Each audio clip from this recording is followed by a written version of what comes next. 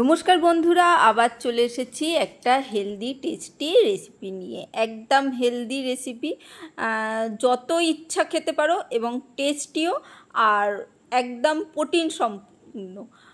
প্রচুর প্রোটিন রয়েছে। আর এই গরমে এত তেল মশলার খাবার যে কোনো সময়ে, এত হাঁসফাঁস গরমে তো খাওয়া ভালোই নয়, আর যে কোনো সময় একদমই ভালো নয়। দেখতেই পাচ্ছ কতটা মানে ফ্লপি হয়েছে, মানে মানে বেশ নরম হয়েছে এবং ফোলা ফোলা হয়েছে। একদম ঘরোয়া উপায়, ঘরে থাকা জিনিস দিয়ে কিন্তু হবে।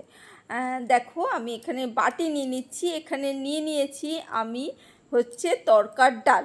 যে আমরা তরকার ডাল করি, খাই, সেই তরকার ডালই কিন্তু করে নিচ্ছি। এই গরমে তরকার ডালটা পড়েছিল, ভাবলাম করব না, তরকা করব না, এত মশলাদার তরকা করব না, তাই সেই তরকার ডাল দিয়েই রেসিপিটা করছি। সম পরিমাণই নিয়ে নিচ্ছি আতপ চাল, কোনো গোবিন্দভোগ চাল না, আতপ চাল।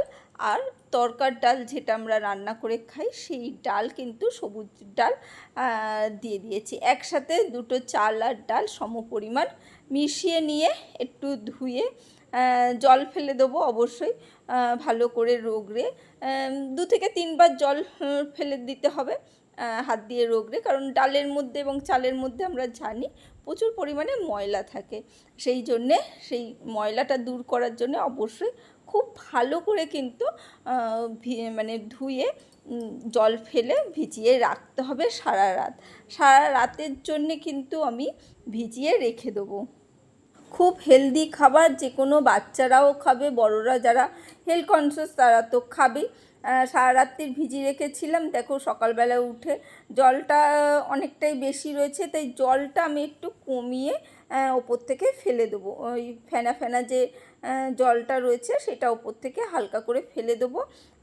দেখো, আমি ফেলে দিয়েছি। এরপরে এই সব ডাল আর চালটা একসাথে মিক্সির জারের মধ্যে, মানে বড় মিক্সির যে জারগুলো হয় তার মধ্যে দিয়ে দিচ্ছি। চলো, ডাল আর চালটা খুব ভালো করে মিক্সির মধ্যে দিয়ে দিচ্ছি। অবশ্যই ট্রাই করো, সবসময় মানে আনহেলদি খাবার ভাজাভুজি খেতে হবে এরকম কিচ্ছু নেই।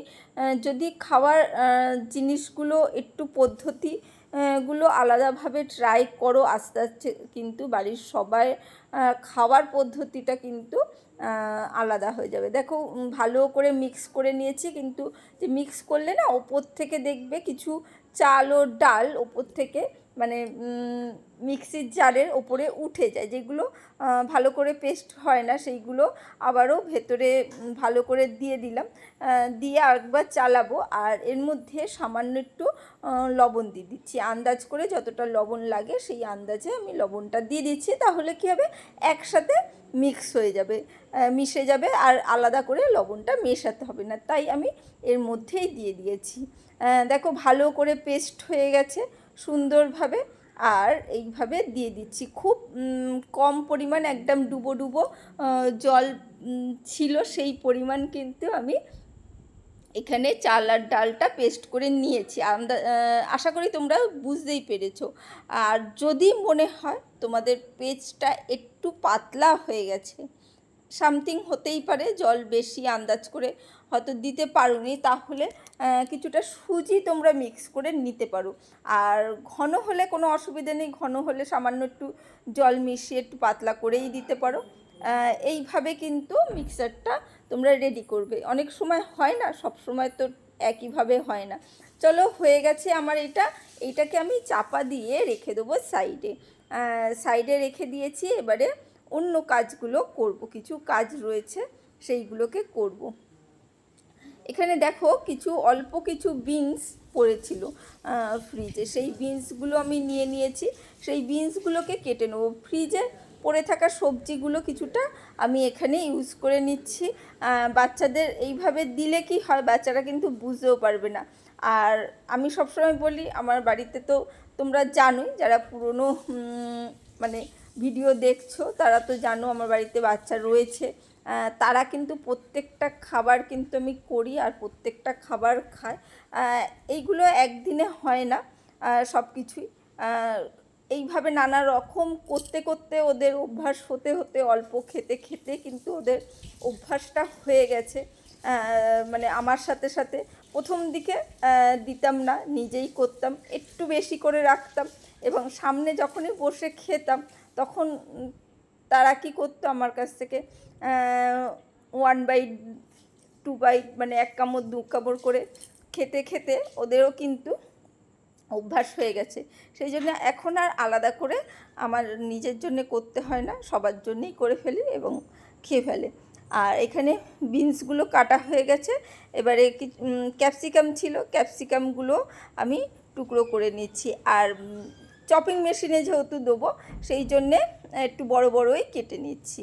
তোমাদের কাছে মোটামুটি যার সবজি থাকবে তাহলেই হবে। সবজি যদি না থাকে না দিও, তাতেও কোনো অসুবিধে নেই।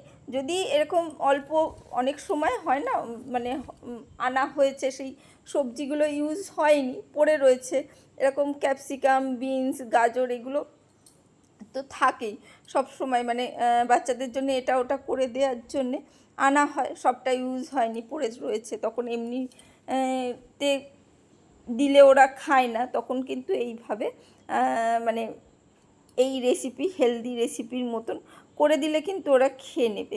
দেখো আমি চপিং মেশিনে দিয়ে ভালো করে চপ করে নিয়েছি সুন্দর করে।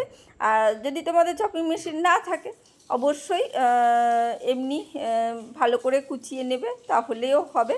আমি কিন্তু এখানে পেঁয়াজটা ইউজ করছি না, পেঁয়াজ ছাড়াই করছি। তোমরা যদি চাও পেঁয়াজ দিতেই পারো। পেঁয়াজ ছাড়া নিরামিষ দিনেই কিন্তু এইভাবে তোমরা মানে রেসিপিটা ট্রাই করতে পারো, ভালো লাগবে। একদম নিরামিষভাবে হেলদি যে কোনো দিন মানে তোমরা ট্রাই করে নিতে পারো। সব সবজিগুলো কিন্তু দিয়ে দিচ্ছি। সবজি থেকেও কিন্তু কিছুটা জল বেরাবে, আন্দাজ করি, তোমরা জানোই যে কোনো সবজি থেকেই কিন্তু জল বেরায়, তাই সবজি থেকে কিন্তু জল বেরাবে, তাতেও কোনো অসুবিধা নেই। চাল ডালটা কিন্তু বেশ ঘন হয়ে রয়েছে, সেহেতু সবজি থেকে যে জলটা বেরাবে সেটাও কিন্তু মিশে যাবে। দেখো সবজিটা অলরেডি আমি মিশিয়ে দিচ্ছি, কারণ মিশে গেলে কি হবে, যেটুকুনি জল বেরানো সেটা বেরিয়ে যাবে। যদি মনে হয় পাতলা হয়ে গেছে তাহলে কিন্তু আমরা বারবার বলছি অল্প একটু সুজি তোমরা ব্যবহার করে নিতে পারো, আটাও ব্যবহার করতে পারো, সেরকম কোনো ব্যাপার নেই, কিন্তু সুজি থাকলে খুব ভালো হয়। আটা হলে একটু অনেক সময় বাচ্চারা যদি কাঁচা আটার গন্ধ পায় তাহলে খেতে চাইতে না পারে, তাই যদি সুজি থাকে অবশ্যই সুজি দিও, আর চিড়েও দিতে পারো, যদি চিড়ে থাকে সেটাও দিতে পারো। আর এখানে ফাইন প্যান একটা ওই তড়কা প্যান নিয়ে নিয়েছি, তার মধ্যে কিছুটা তেল দিয়ে দিয়েছি, দিয়ে একদম এর মধ্যে দিয়ে দিচ্ছি কিছুটা কাঁচা বাদাম, যে আমরা কাঁচা বাদাম খাই, ভিজিয়ে খাই বা এতে খাই, সেই কাঁচা বাদাম। আর দিয়ে দিচ্ছি ছোলার ডাল, গোটা ছোলার ডাল। এই ডালটাও কিন্তু মুছে পরিষ্কার করে নেওয়া, সাদা কাপড়ে একদম ফেলে আমি খুব ভালো করে ঘষে ঘষে পরিষ্কার করে নিয়েছি। বাদামটাও পরিষ্কার করেই নেওয়া, মুছে পরিষ্কার করে নেওয়া বাদাম বলে তাকে কিন্তু আমি এমনি মানে দোকান থেকে কিনে এনে ভাজতে দিই না, মানে বাদামটাকেও কিন্তু কাপড় দিয়ে খুব ভালো করে মুছে নিয়েছি। ঠিক আছে, যে কোনো জিনিস যখনই ধোবে না সেই জিনিসটা কিন্তু খুব ভালো করে মুছে নিতে হবে, রগড়ে রগড়ে ভালো করে মুছে নিতে হবে। সেই বাদাম আর ছোলার ডালটা ভালো করে নাড়াচাড়া করে নিচ্ছি, কারণ ডাল ও বাদামটা একটু ভাজা হতে সময় নেবে, তাই একটু ভাজা, হালকা ভাজা হওয়ার পর তারপরে দিয়ে দিচ্ছি শুকনো লঙ্কা। যে যেরকম ঝাল খাও, খুব বেশি ঝাল হবে না, 2টো শুকনো লঙ্কা দিলেই কিন্তু মোটামুটি একটু স্পাইসি মতন হয়ে যাবে। একদম কিন্তু এইটুকুনি তেলই আর লাগছে, আর কিন্তু সেরকম কিছুই লাগছে না। এবারে গ্যাসের ফ্লেমটা আমরা বন্ধ করে দেবো, আর এর মধ্যে দিয়ে দেবো কারি পাতা। তেলটা অলরেডি গরম রয়েছে, তাই গ্যাসের ফ্লেমটা বন্ধ করে কারি পাতা দিলেও কিন্তু এটা কিন্তু ভাজা হয়ে যাবে, কারি পাতার সুন্দর গন্ধ এই তেলের মধ্যে চলে আসবে। দেখো ভালো করে একটু নাড়াচাড়া করে নিচ্ছি, সুন্দর করে সব বাদাম ডাল এগুলো ভাজা হয়ে গেল, শুকনো লঙ্কাটাও ভাজা হয়ে গেল। একদম নিরামিষভাবে কিন্তু আমি ট্রাই করেছি। দেখো এটাকে একটু হালকা ঠান্ডা করে মিক্সির জারের মধ্যে দিয়ে দিচ্ছি। এটাকে একদম গুঁড়ো করে নেব। খুব বেশি গুঁড়ো হবে সেই রকম নয়, একটু দানা দানা থাকতেই পারে, তাতেও কোনো অসুবিধে নেই, দানা দানা থাকলেও কিন্তু অসুবিধে নেই।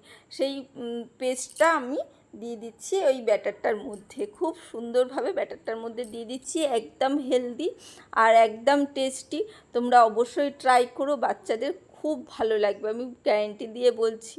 বাচ্চাদের আস্তে আস্তে অভ্যাস করো, বেশি না, কোনো কিছু অভ্যাস করার জন্যে কিন্তু কোনো বাচ্চাকে এতটা বেশি দিয়ে দেবে না, যে কোনো একটা দেবে, দেখবে একটা ওরা খাবে, আস্তে আস্তে ওদের অভ্যাস হয়ে যাবে কিন্তু। কারণ আমরা যদি ছোট থেকে যদি অভ্যাস না করি ওদের একটু হেলদি খাওয়ানোর, তাহলে কিন্তু খুব মুশকিল হয়ে যাবে। তাহলে কিন্তু ওরা বড় হয়ে কোনো দিনই কিন্তু মানে হেলদি খাবার খেতে যাবে না। হ্যাঁ, ভাজাভুজি বাড়ির জিনিস সবসময় হেলদি, বাড়িতে তেলে ভেজে যে কোনো জিনিসই খাওয়া যায়, কিন্তু মাঝে সাঝে পেটটাকে ঠান্ডা রাখার জন্যে কিন্তু এই ধরনের তেল মশলা ছাড়া খাবারগুলো কিন্তু অবশ্যই ট্রাই করো। আর বাড়ির সবাই যদি খায় না, বাচ্চারাও কিন্তু আস্তে আস্তে অভ্যাস হয়ে যায়। ঠিক আছে, অনেকটা জ্ঞান দিয়ে দিলাম। জ্ঞান না, ব্যাপারটা হচ্ছে বোঝানো। অনেকেরই অভিযোগ থাকে, না আমার বাচ্চা খায় না, তোমার বাচ্চা ভালো সেই জন্যে খেয়ে না। আমার বাচ্চারাও কিন্তু খেতে চায় না সব সময়, কিন্তু ওদের দিতে দিতে আমি বলছি না সব সময়। আমি যখন আগে খেতাম, আগে একাই খেতাম, মা তুমি তোমার জন্য কি করেছো, সেই জিনিসটা দেখে না আমাকে একটু দাও, এই যে খাওয়ার ইচ্ছাটা ওদের জেগে উঠেছে আস্তে আস্তে, এই ভরসাতেই এখন কিন্তু বেশি করে করতে পারি। আর এখানে ইডলি স্ট্যান্ড নিয়ে নিয়েছি, সেই মধ্যে একটু হালকা করে ওই অয়েল ব্রাশ করে নিচ্ছি, যাতে জিনিসটা খুব ভালো করে ওঠে। যদি ইডলি স্ট্যান্ড না থাকে তাহলে তোমরা ছোট ছোট বাটির মধ্যেও করে নিতে পারো। আর ওই মাঝখানে একটা করে কারি পাতা দিচ্ছি, এটা কোনো অপশনাল না, দিতেও পারো নাও দিতে পারো।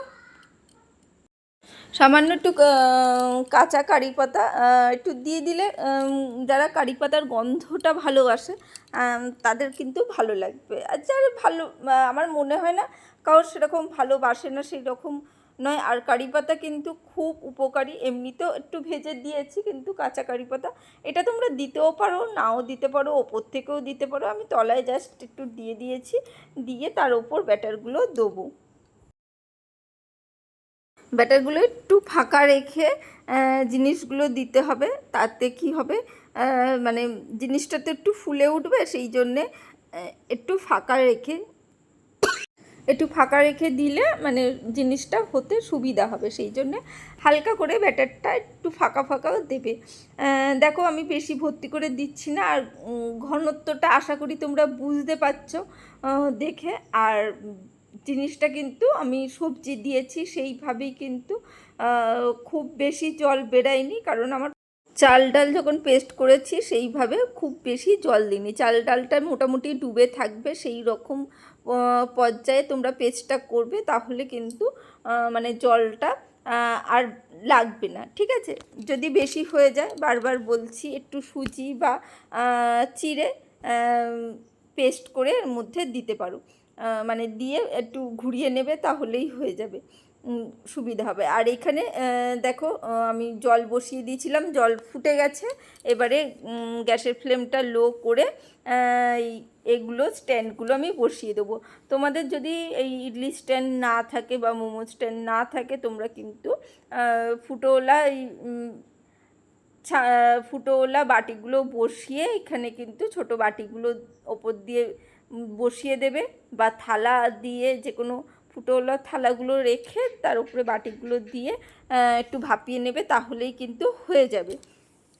যাদের নেই তারা কিন্তু ভয় পেও না, এইভাবে করলেও হয়ে যায়। দেখো আমি কিন্তু সবগুলো বসিয়ে দিচ্ছি, আর ইডলি স্ট্যান্ডে কী হয়, একসাথে অনেকটা একবারে হয়ে যায়, বাড়ি শুদ্ধ সবার জন্য কিন্তু আমার রেডি হয়ে গেছে টিফিন, হেলদি এবং টেস্টি। দেখো একদম কিন্তু রেডি হয়ে গেছে। 5 মিনিট পুরো যদি ফোটাও তাহলে আর কোনো কিছু মানে হাই ফ্লেমে ফোটাও তাহলেই কিন্তু হয়ে যাবে। এবার আমি একটু স্ট্যান্ডিং টাইম দিয়ে দিয়েছি, দিয়ে এবারে সবগুলো কিন্তু আমি আস্তে আস্তে ঠান্ডা করে চামচের সাহায্যে আমি বের করে নেবো।